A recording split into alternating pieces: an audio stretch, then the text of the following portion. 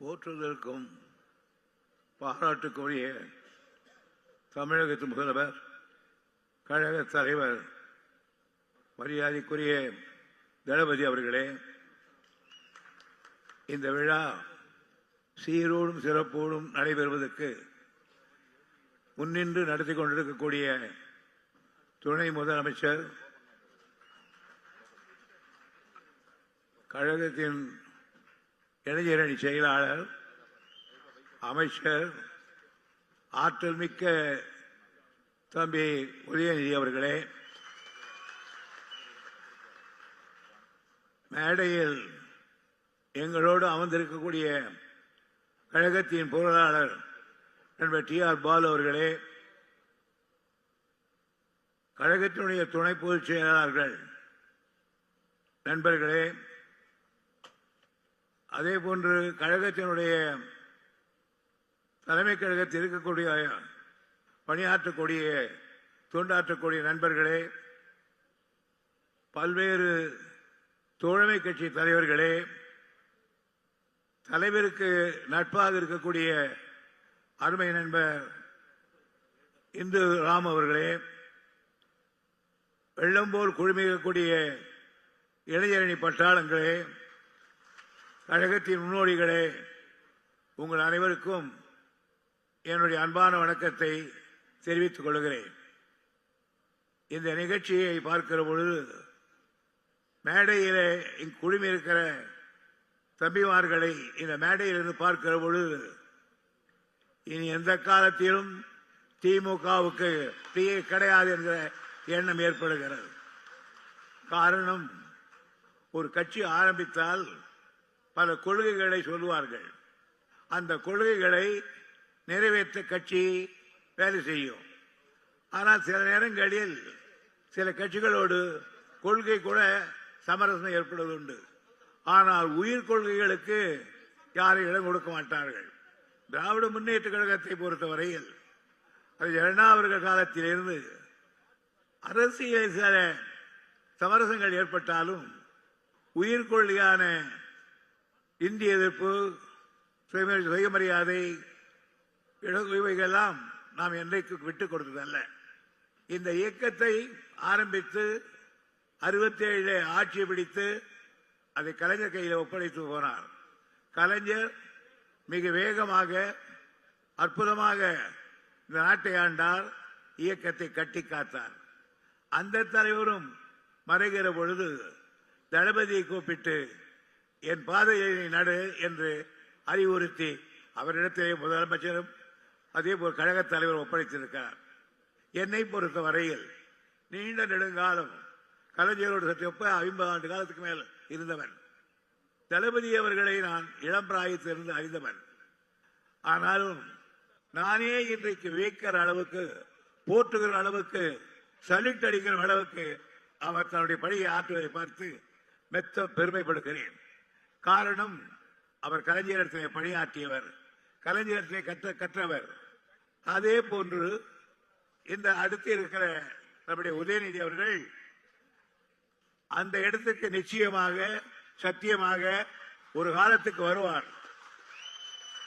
அப்படி வருகிற பொழுது இந்த மன்றத்திலே நான் தெரிவிக்கிறேன், தலைவர் பெற்ற பேரும் புகழை விட, ஏன் உட்கார்ந்திருக்கிற தளபதி அவர்கள் பெறுகிற பேரும் புகழை விட அதிகமான பேரும் புகழையும் பெறக்கூடியவர் என்னுடைய தம்பி உதயநிதி. நான் என்ன ஜோசியக்காரனா? இல்லை. வேற என்ன இடம், வேறு பதவி கிடையாது. இந்த வார்த்தையை ஒரு காலத்திலே கலைஞர் என்னிடத்தில் சொன்னார். என்னையும் மிஞ்சிடுவாயாம, தளபதி வந்து அவனை மிஞ்சிடுவாங்க. இது இன்றைக்கு நான் சொல்லவில்லை, தளபதிக்கு தெரியும், உதயநிதி தெரியும், நீண்ட நெடுங்காலமாக சொல்லி வருகிறேன். காரணம், இந்த இயக்கத்தை அழியாமல் காக்க வேண்டும். வேற எந்த கட்சிக்கும் இவ்வளவு எதிர்ப்பு கிடையாது. நமக்கு மட்டும்தான் எதிர்ப்பு. தமிழை சொன்னால் எதிர்ப்பு, தன்மானத்தை சொன்னால் எதிர்ப்பு, சுயமரியாதை கேட்டால் அது எதிர்ப்பு, மாநில சுயாட்சி கேட்டால் எதிர்ப்பு. ஆக எதை எடுத்தாலும் நமக்கு எதிர்ப்பு தெரிவித்துக் கொண்டே இருப்பார்கள். ஆனால் நாம் அதையெல்லாம் மீறி கையிலே ஆட்சியை வைத்து நடத்தி கொண்டிருக்கிறோம். தளபதியை நான் இன்னும் உதயநிதி சொல்வேன். ராஜராஜ சோழன், ராஜேந்திர சோழன், ராஜராஜருக்கு பிறகு ராஜேந்திர சோழன். ராஜராஜன் மன்னனாக இருக்கிற பொழுது அந்த பணியை ராஜேந்திர சோழன் ஏற்றுக்கொண்டான். ஆனால் ராஜராஜருக்கு காந்தாலூர் சாலை வரையிலே சாலை ஆட்சி இருந்தது. ஆனால் அவருடைய மகன் ராஜேந்திரன் பர்மா வரையில் அல்ல, தாயிலிருந்து வரையிலே தன் ஆட்சியை நிறுவி காட்டியவன். இன்றைக்கு எழுதி வைத்துக் கொள்ளுங்கள், உதயநிதி ஒரு நாள் அத்தகைய ராஜேந்திர சோழனாக மாறுவார் என்பதை என்னுடைய அரசியல் கணக்கு. என் அரசியல் கணக்கு காரணம் தர்மபைக்கே தெரியும். கிட்டத்தட்ட நான் 60 ஆண்டிலிருந்து தலைவர் குடும்பத்தோடு மற்ற பழகினவன். எனவே எனக்கு இப்பொழுது இருப்பதெல்லாம் இந்த கட்சியை தாங்கக்கூடியவர்கள் யார் யார் இருக்கிறார்கள் என்ற எண்ணம் தான். அதை கணக்கு போட்டு அவர் செய்கிற பொழுது பாராட்டுக்குரியதாக அமைந்திருக்கிறது. எதை செய்தாலும் உதயநிதி சரியாக செய்கிறார். சமீபத்தில் வேலூருக்கு போயிருந்தார். அங்கு அவர் என்ன பேச்சு கேட்க வேண்டும் என்றேன், முடியவில்லை. ஆனால் முரசொலியை படித்தேன். என்னுடைய அனுபவத்துக்கும் அவருக்கும் சேர்த்து அந்த முரசொலியை நான் படிக்கிற பொழுது என் கண்கள் பறித்து போய்விட்டது. இனி இந்த இயக்கத்துக்கு அறிவில்லை. எனக்கு இந்த இயக்கத்தை தவிர வேறு இயக்கம் தெரியாது.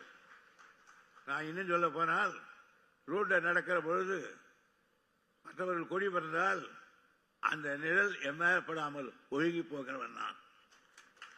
என்னை கலைஞர் அப்படித்தான் வளர்த்தார். நான் கலைஞருடைய ஆஸ்தான சிவன். ஆகவே இந்த குடும்பமும் என்னுடைய குடும்பம் போல் இருந்தது. இன்னும் சொல்ல போனால் ஒன்று சொல்லுகிறேன். இன்றைக்கு நான் இன்றைக்கு சட்டமன்ற உறுப்பினர், எம்எல்ஏவாக இருக்கலாம். ஒரு காலத்தில் தலைவர் நானும் வீட்டில் உட்கார்ந்து சாப்பிட்டு இருந்தோம். அவர் சொன்னாரு, ஏன் போற முறையே நீ சீட்டு கேட்டிய, இந்த முறை நிற்கிறியான்னு 71 தேர்தலுக்கு முன்னால கேட்டார். எனக்கு சீட்டு கேட்ட வேணான்னு, அதுக்காக நம்ம காரியம், நான் வக்கீலா இருக்கேன், அதுதான் எனக்கு பிடிக்குதுன்னு. அப்போ வேணாம் அவனுக்கு அப்படின்னு போயிட்டாங்க. நான் அடுத்து கை கழுவ வந்தேன். கை கழுவா கை தண்ணி ஊற்றுறாங்க தயாளமா. ஏன் தம்பி வானாண்ணே சீட்டுனாங்க. நம்ம கிட்ட அவ்வளோ செலவு பண்ண முடியாதுன்னு, எல்லாம் கொடுப்பாரு, நீ நில்லு அப்படின்னு சொல்லிட்டு அந்த அம்மா 10,000 கொடுத்து. ஆகையினால் நான் எம்எல்ஏவாக, அமைச்சராக, கழகத்தின் பொதுச் செயலாளராக இருக்கிறேன் என்று சொன்னால் இதற்கு பிள்ளையார் சொல்லி போட்டவர் நம்முடைய தயாளணி அவர்கள் தான் என்பதை நான் பெருமையோடு சொல்லிக் கொள்கிறேன். இந்த கூட்டத்தில் சொல்ல வேண்டும் என்றுதான் நான் சொல்லுகிறேன். அப்படி பல பேர் வளர்த்த குடும்பம் அது. அந்த குடும்பத்தினுடைய இளந்தலைவராக வந்திருக்கிற நம்முடைய உதயநிதி இனிமேல் கட்சியை பார்த்துக் கொள்ள வேண்டிய நிலை இருக்கிறது. இன்றைக்கு இரண்டை கருப்பு சிவப்பு சொல்கிறார்கள். தமிழ்நாட்டின் தேசிய சின்னம் அதுதான்.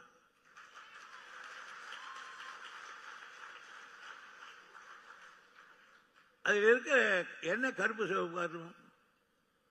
இருண்டு இருக்கிற இடத்திலெல்லாம் ஒளி ஏற்றுவதற்கு தான் சிகப்பை போட்டிருக்கிறோம். அந்த சிகப்பு எப்படி இருக்க வேண்டும் என்றால் காலையிலே உதிக்கின்ற ஒரே சூரியனுடைய நிறத்தில் இருக்க வேண்டும். ஆகியாலே அண்ணா அவர்கள் ஒரே சூரியனையும் கொண்டு வந்து வைத்தார்கள். அந்த ஒளி எப்படி கொஞ்சம் கொஞ்சமாக போய் கடைசியில் இருளை அகற்றுதோ அப்படி நாம் சமுதாயத்தை ஆற்றுக்க வேண்டி கொஞ்சம் கொஞ்சமாக போய் இந்த நாடு பெரிய வேண்டும். ஆனால் எங்க இருள் இருக்கிறது? எல்லா இடத்திலும் வாழ்க்கையில் இருள் இருக்கிறது, சமுதாயத்தில் இருள் இருக்கிறது, இலக்கியத்தில் இருள் இருக்கிறது.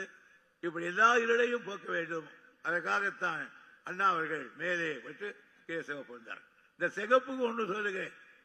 நான் கள்ளக்குறிச்சி மாநாட்டில் பேசி கொடியேற்றி விட்டு பேசி ஒரு கான்ட்ரவர்சிக்கு வந்தேன். கலைஞர் 1000 முறை சொல்லியிருக்கார். அந்த சிகப்பு தலைவர் அவர்கள் விடுதலையிலே வேலை செய்து கொண்டிருக்கிற பொழுது அந்த அதுக்கு கருப்பு சிவப்பு என்றார்னா சொல்லிவிட்ட பிறகு கருணாநிதி ஷேர் பண்ணினாராம். ஆனால் அங்கே ஒரு திருநெல்சாமின்னு ஒருத்தர் இருந்தார். அவர் எல்லாத்தையும் பூட்டிட்டு போட்டாராம் பெரியாருக்கு பண்ண. சிகப்பு அகப்படல. என்ன பண்றது பார்த்தா தலைவர் ஒரு குத்தி ரத்தத்தை சிகப்பாக்கி அதில் கொண்டு வைத்தார்.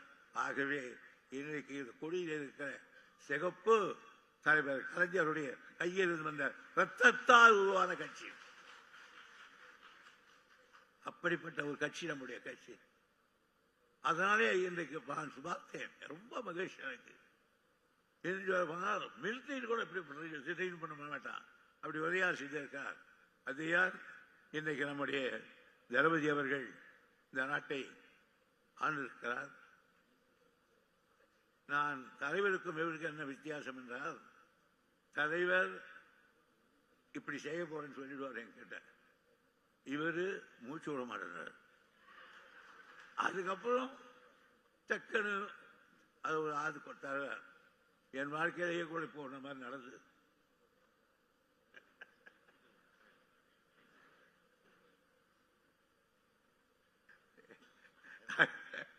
ஆகையினால் தளபதி அவர்கள் 24 வருஷம் அந்த அரசியலை நினைத்திருக்கார். எனவே தமிழ்நாடு ஒரு பொற்காலமாக ஒரு அறிவு சமுதாயமாக மாற்றி அமைக்க தளபதி அவர்கள் எடுத்திருக்கிற முயற்சிக்கு நாம் பின்னிற்போம். இந்த தேர்தலிலே மகத்தான வெற்றி பெற்று ஆட்சியை தளபதி கையில் ஒப்படைப்போம் என்று கூறி இந்த மாநாட்டை தொடங்கி வைக்கிறேன். நன்றி, வணக்கம்.